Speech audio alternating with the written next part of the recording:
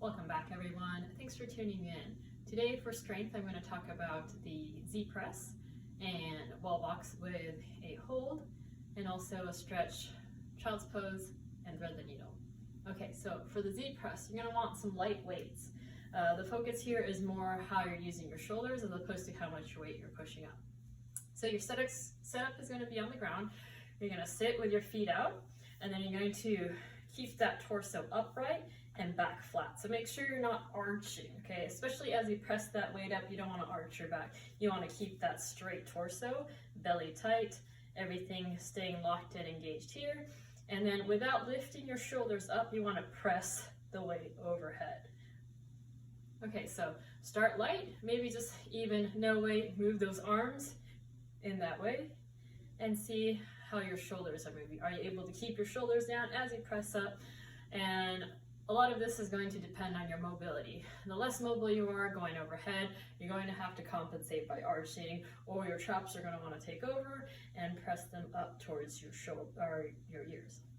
Okay, so the goal is lightweight, keep good positioning, upright, and then make sure you're not arching that back. You're keeping your shoulders down as you go through this motion. So I have 5-pound plates, and I'm going to challenge myself to keep my shoulders down, belly tight, back flat, as I press the weight overhead. All right, and I feel everything working there. They're really fighting against my traps pulling up. So that's probably a good weight for me. You could always use, cans, some heavy bottles, something to get lightweight and work on your form as you go up and down, right? No arching of the back, no pulling the shoulders up. Keep everything engaged in place. All right, so for the wall locks this week, you're gonna walk up the wall, hold that tight plank position. At the top, you're gonna hold it for 20 seconds. Wherever that top is for you is just gonna be determined by how comfortable you feel going upside down. So if 45 degrees is all you want to go up, that's totally fine. Hold that position, really tighten that core, try to get in a straight line as much as possible, and you're gonna hold for 20 seconds if you can. All right, so keep in mind, we want core engaged, feet together, squeeze that butt, and you're gonna hold that position as you walk up the wall. So if this is all you want to go up, that's fine, but you're gonna hold this position for 20 seconds. If you can, you're gonna go all the way up the roll until your nose touches the wall. All right, so if you're comfortable here and you can hold this for a long time, 60 seconds or so, you can also add some shoulder taps. Try to keep that nose to the wall without letting your thighs touch, back arching. Keep that straight line, and then you're going to lift your hand up and add some shoulder taps.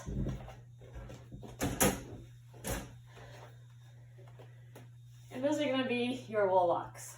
So for the child's pose with the thread the needle, you're going to go into a child's pose. You're going to reach out in front, sink your chest down towards the ground, try to get that chest to touch the ground, and you're going to hold this position for 30 seconds. Once you've done 30 seconds, you're going to pull one arm through, reach across, and try to get that shoulder down towards the ground as you twist and reach. And you're going to hold that position for 30 seconds. Right. Same thing on the other side. Stretch 30. Reach across, 30 seconds. And that's going to be your child's pose with the thread the needle. All right, so for your MetCon today, we have 2 movements. It's going to be an EMOM format. The first minute, you're going to be doing devil's press. And then the second minute, you're going to be doing bent over rows. And you're going to keep switching back and forth for the EMOM. All right, so for the first minute, you're going to be doing what's called a devil's press. Devil's press is a combo movement, basically of a burpee into a kettlebell swing. Devil's press normally is done with 2 dumbbells. So I'm going to go down to my chest, come back up onto my feet, my feet wide so I could swing those dumbbells through. Full extension at the top. Burpee, swing overhead. All right, if you don't have two dumbbells, you could always just use one object.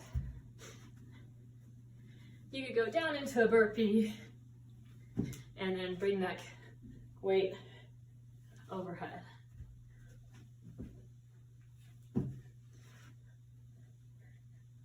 Like so. All right, if you don't have a weight, you could always use an object, maybe a backpack with books, water, flour, something to make that heavier, make it as challenging as you like. Same idea, you gotta go down into a burpee, and then depending on how that object is, you might wanna only go to shoulder, or if you're comfortable, you could go all the way overhead.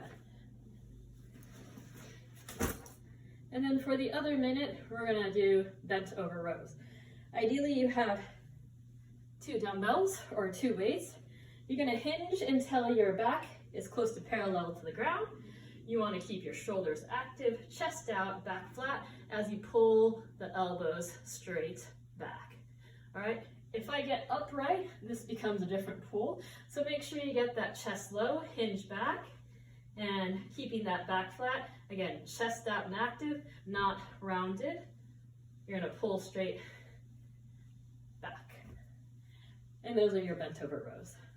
Depending on how heavy your weights are, you're gonna wanna do less reps of those devil's press, and same thing with the bent over rows. All right, for your cash out, we have some tricep extensions and band pull aparts. So we're doing a high rep, 50 reps. You can partition it out however, so if you don't have much variety in weight, you could do sets of 5 and keep going back and forth for 10, or you could have a lightweight and you could try to go for all 50 in a row. So that tricep extension, I'm gonna hinge so I get my tricep close to parallel to the ground, and I'm going to extend my elbow all the way until that elbow is locked out, okay? I don't wanna just see a half extension.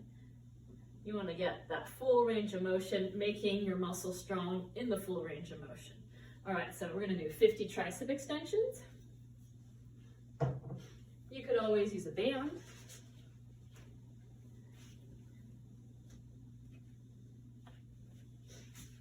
And work your tricep that way. For the band pull aparts, you're going to have a band, palms face in, shoulders away from the ears, and you're just going to squeeze your shoulder blades together. All right, we want 50 reps there, in a row if you can, so use something light.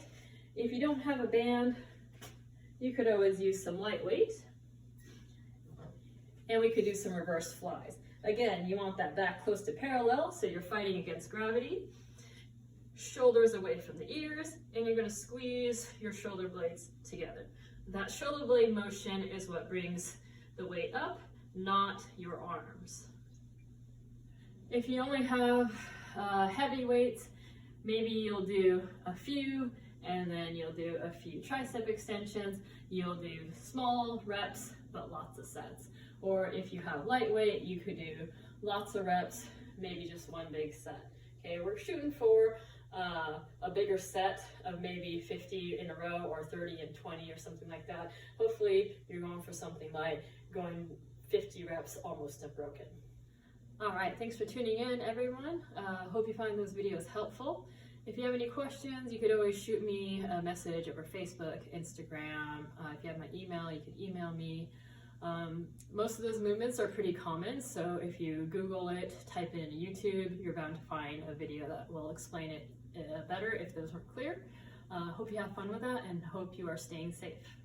See you again next time.